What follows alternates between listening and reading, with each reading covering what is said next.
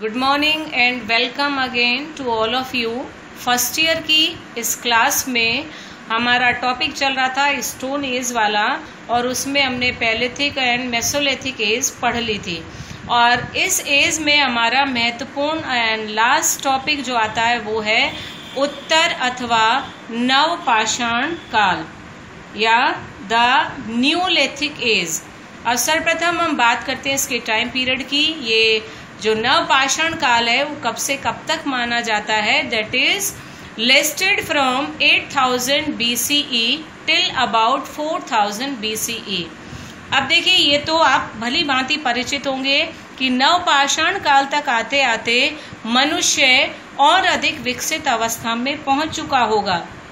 तो जिन इस tools and weapons की हम बात करते हैं तो निश्चित रूप से वो टूल्स और वेपन्स जो है उनमें भी काफी सुधार आया होगा।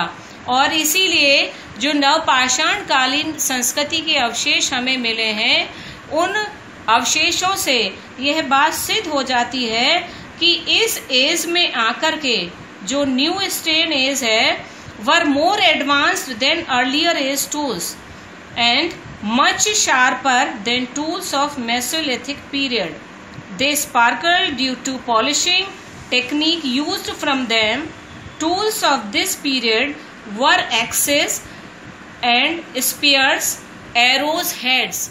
ये प्रमुख रूप से टूल्स जो थे जिनकी अब पॉलिश की जाने लगी थी, जिन्हें और अधिक धारदार और नुकीला बनाया जा रहा था, वो हमें इस नवपाषाण काल युग में प्राप्त होते हैं। अब ये अवशेषों के आधार पर इसे 6 भागों में विभाजित किया गया है। यहाँ 6 भागों से अभिप्राय क्या है? किन महत्वपूर्ण भारत की साइड से, किन महत्वपूर्ण स्थलों से हमें न्यूलिथिक एज के टूल्स एंड वेपन्स प्राप्त होते हैं। उनमें आप देखिए, सर्वप्रथम ये मैं आपको डार्क पॉइंट्स के माध्यम से यहाँ समझाती हूँ। सर्वप्रथम है उत्तरी भारत। उत्तरी भारत में हमारा जो सबसे महत्वपूर्ण साइट है वो है कश्मीर। कश्मीर आप जैसा जानते हैं भारत का स्वर्ग कश्मीर को कहा जाता है। यहाँ पर इस न्यूलिथिक एज के बहुत से उपकरण और हथियार आदि हमें प्राप्त होते हैं।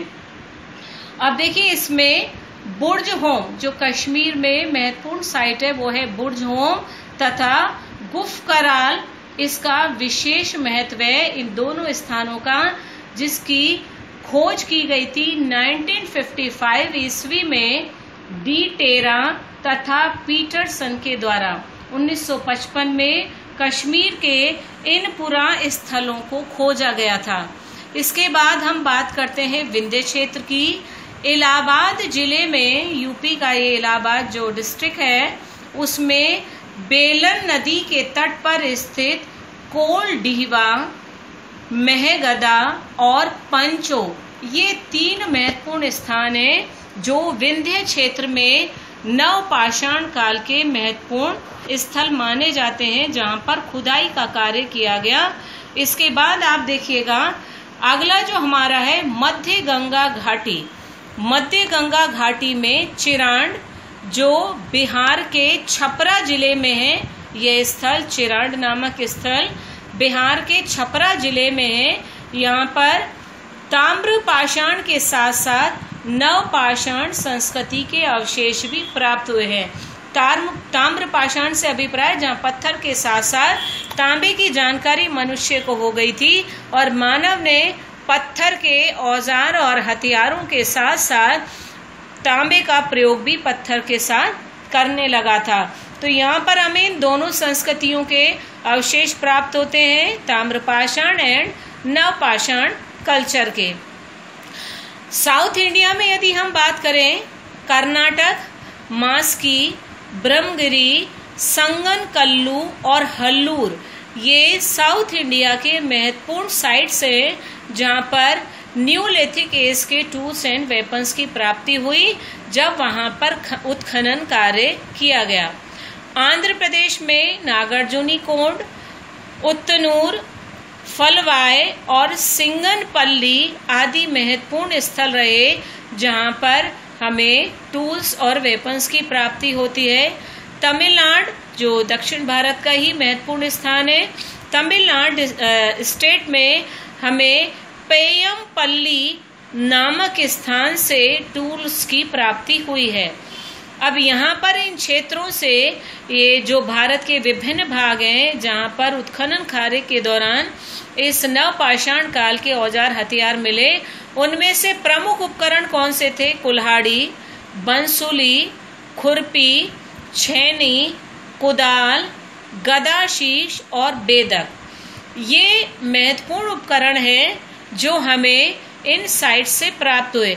अब आप देखिए, जहाँ तक अभी हम अधिकांश थे जिन टूल्स की बात कर रहे थे, उनमें आप देखिए बंसुली, खुरपी, छेनी, कुदाल, इनका नाम नहीं के बराबर आया है। इसका कारण क्या है? ये जो अवस्था है नवपाषाण काल की, यहाँ मनुष्य अपने काफी विकसित अवस्था तक पहुंचा था। और जैसा हमने बात करी थी, मध्य पाषाण काल में मनुष्य कृषि कार्य से भी अपने आप को जोड़ने लगा था। तो कहीं ना कहीं कृषि कार्य और पशुपालन से जुड़े हुए औजार हथियारों का निर्माण वह करने लगा था। इतना ही नहीं, आप देखिए जो बर्तन बनाने संबंधी बात है जो मध्य पाषाण काल में हमने करी थी, तो अब बर्तन जो हैं वो भी बड़ी संख्या में बनने लगे और उनके आकार, प्रकार और संख्या में एंड उनकी जो वैरायटी एंड क्वालिटी थी उसमें भी हमें काफ़ी परिवर्तन देखने को मिलता है। अब ये बर्तन जो हमें प्राप्त हुए, घड़े हैं, कटोरे हैं, टोटी वाले बर्तन आदि हमें इन क्षेत्रों से उत्खनन के दौरान प्राप्त हुए हैं। इन सभी बर्तनों का मिलना किस बात की ओर संकेत करता है कि मध्य पाषाण काल की तुलना में नवपाषाण काल में मनुष्य का जीवन जो है वो और अधिक एस्टेब्लिश्ड होने लगा था और मनुष्य ने अपने जीवन को स्थायित्व भी प्रदान करना प्रारंभ कर दिया था। बुर्ज होम, अभी हमने बात की थी, कश्मीर का प्रमुख पुरातत्व स्थल है। बुर्ज होम से गड्ढे वाले घरों के अवशेष मिले हैं, यानी मनुष्य ने स्थायी निवास स्थान बनाना प्रारंभ कर दिया होगा। संभवतः हमें इसीलिए बुर्ज होम से इस तरह के गड्ढे वाले मकानों के अवशेष मिलना प्रारंभ हुआ है। यहाँ शवाधान में मनुष्य के साथ साथ पालतू कुत्तों को भी दफनाने की प्रथा थी, यानी जो एक सोशल सिस्टम है, कहीं ना कहीं सोशल लाइफ जो है वो प्रारंभ हो गई थी और उस सोशल सिस्टम के तहत ही आप देखिएगा इस तरह की प्रथाएं जो हैं उनके संकेत भी मिलते हैं। जैसा अभी मैंने आपको बताया था, कब्रिस्तानों का मिलना, मनुष्य की आवश्यक वस्तुओं को शव के साथ दफनाना, वो लोकोत्तर जीवन के विश्वास के संकेत देते हैं। तो यहाँ पर भी पालतू कुत्तों को साथ में दफनाए जाने की प्रथा जो थी वो संभवतः लोकोत्तर जीवन में विश्वास की ओर संकेत करती है। इसके अलावा हड्डियों से बनी सुइयां, अब देखिए सुई किस प्रयोग में लाई जाती है, अब भली भांति परिचित है कि मनुष्य के द्वारा जो सिलाई का कार्य है वो सुइयों के माध्यम से किया जाता है। तो कहीं ना कहीं इस समय तक मनुष्य जो था उसने वस्त्र धारण करना भी प्रारंभ कर दिया था, जो मनुष्य विभिन्न मौसमों से अपने आप को बचाने के लिए, अपनी सुरक्षा प्रदान करने के लिए, और कहीं ना कहीं उसमें जो भावनाएं डेवलप हुई थी, शर्म की भावना उसमें हुई थी, जो मनुष्य नग्न अवस्था में रहता था, फिर वो धीरे धीरे पत्थरों से अपने शरीर को ढकने लगा और अब मनुष्य शायद कपड़े बना करके पहनने लगा होगा, इसलिए खुदाई में सुइयां प्राप्त हुई हैं हमें। फिर चूड़ियां आदि भी इन स्थलों से प्राप्त हुई हैं। चूड़ियों का मिलना किस ओर संकेत करता है कि मनुष्य कहीं ना कहीं श्रृंगार प्रधानता की ओर भी अग्रसर होने लगा होगा, तभी चूड़ियों का मिलना हमें इस बात को सिद्ध कर देता है कि मनुष्य अब श्रृंगार प्रधान भी होता जा रहा था। यानी धीरे धीरे हम देखते हैं जैसे ही मनुष्य की विकास की प्रक्रिया बढ़ती है, उसके रहने के तौर तरीके, उसका खान पान, रहन सहन, सब कुछ हमें परिवर्तित होता दिखाई देता है। फिर आप देखिए सिलबट्टे की भी प्राप्ति हुई है। आप जानते हैं रसोई का ये एक बहुत महत्वपूर्ण उपकरण है जिसमें आप लोग कोई भी सामग्री अपने स्वाद अनुसार चटनी आदि बनाने के प्रयोग में करते हैं। तो यहाँ पर मनुष्य निश्चित रूप से इस सिलबट्टे का प्रयोग अपने किसी स्वाद के तहत, अपनी किसी नई डिश के तहत करने लगा होगा और ये उसके विकास की ओर संकेत करता है। अब हम बात करते हैं कि हमारे इस स्टोन एज का ऑलमोस्ट लास्ट टॉपिक है, जबकि हम जो पूर्वगामी संस्कृतियां थी न्यूलिथिक एज से, उससे इसकी कंपेयर करेंगे। उस कंपेयर के लिए आप देखिएगा ये कुछ पॉइंट्स मैंने आपके लिए बनाए हैं और इन पॉइंट्स में सबसे पहला पॉइंट आता है अधिक विकसित संस्कृति। यानी हम पूर्व पाषाण काल और मध्य पाषाण काल की तुलना यदि हम नव पाषाण काल से करें तो इस काल की जो संस्कृतियां थीं वो अधिक विकसित थीं। किस रूप में? मानव नए खाद्य पदार्थों का उपभोक्ता वनन उत्पादक भी बना। यानी नव पाषाण काल में मनुष्य ने कृषि को और अधिक महत्व दिया होगा और इसीलिए अब वह खाली उपभोक्ता नहीं रह करके उत्पादक भी बन गया था। जौ, गेहूं, मटर, मसूर आदि अनाजों के दाने खुदाई में मिलना इस बात को सिद्ध करता है कि मनुष्य ने कृषि करना प्रारंभ किया था। अब वो सिर्फ खाने वाला ही नहीं बल्कि अब वो उत्पादक भी रह गया था। वो इन वस्तुओं का उपभोग ही नहीं करता था बल्कि इनको पैदा करने में भी विश्वास करने लगा था। इसके अलावा आप देखिए कुथली, रागी, चना, मूंग आदि का उत्पादन भी इस नव पाषाण काल के मानव के द्वारा किया जाने लगा था। कृषि के साथ साथ जो महत्वपूर्ण व्यवसाय हमारे भारत में प्रारंभ से प्रचलित है वो है पशुपालन। तो नव पाषाण काल में मनुष्य ने कृषि के साथ साथ पशुपालन भी करना प्रारंभ कर दिया था।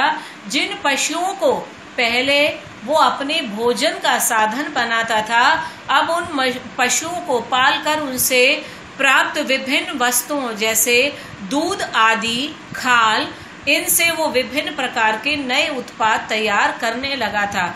उदाहरण के लिए जो इन पशुओं से दूध प्राप्त होता था उससे दही, मक्खन, घी, खीर आदि उत्पाद जो है खाद्य पदार्थ जो उनका निर्माण करने लगा था और इनकी खाल से वो वस्त्र बना करके पहनने लगा होगा।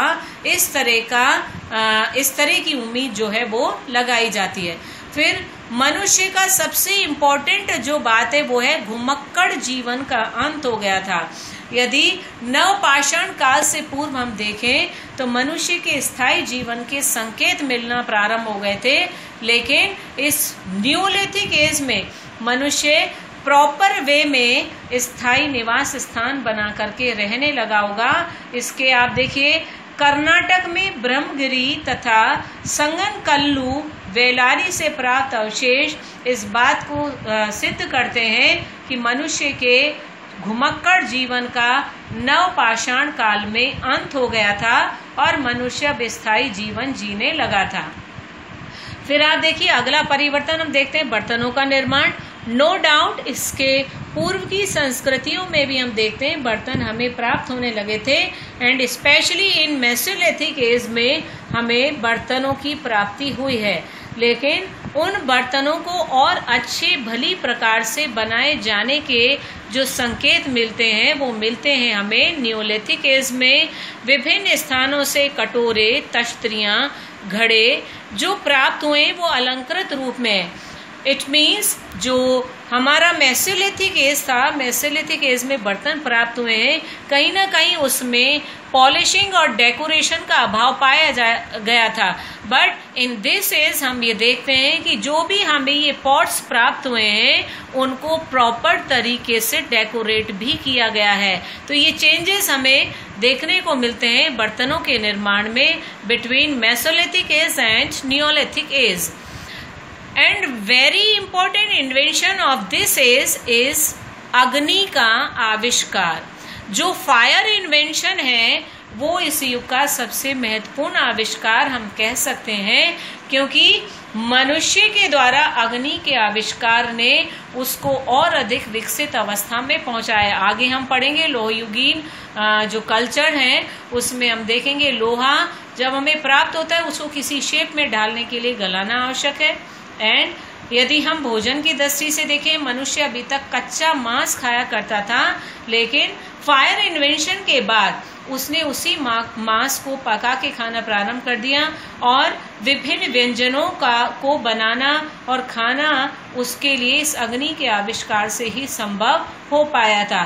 फिर विभिन्न जंगलों को इस अग्नि के द्वारा जला करके साफ करके उसे कृषि योग्य भूमि में परिवर्तित भी किया गया था due to this fire invention.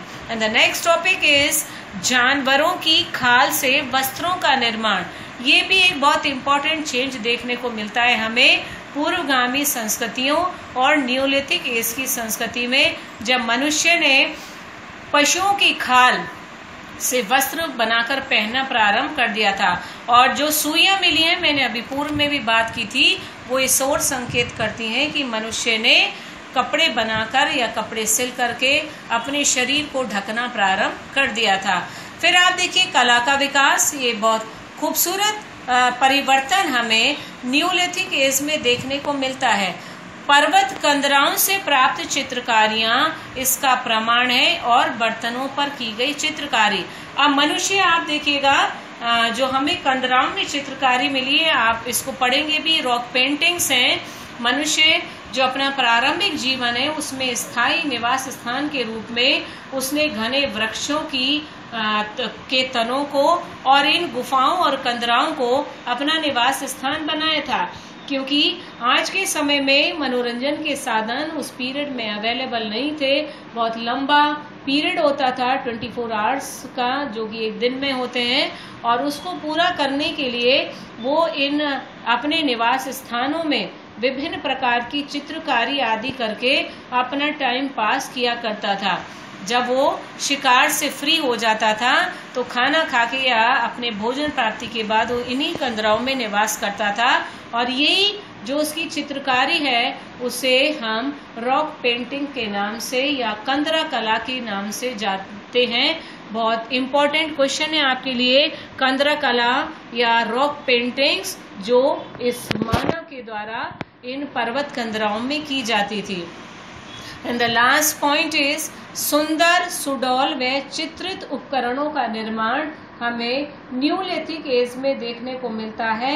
यानी बर्तन जो थे पहले की टूल्स एंड वेपन्स जो थे, बर्तन जो थे उन्हें पहले की तुलना में अधिक सुंदरता प्रदान की गई, उनको एक प्रॉपर शेप प्रदान की गई और उनको बहुत अधिक सुंदर बनाने के लिए इन सभी पर सुंदर चित्रकारियां की गई, जिससे ये काफ़ी अट्रैक्टिव दिखाई देते हैं।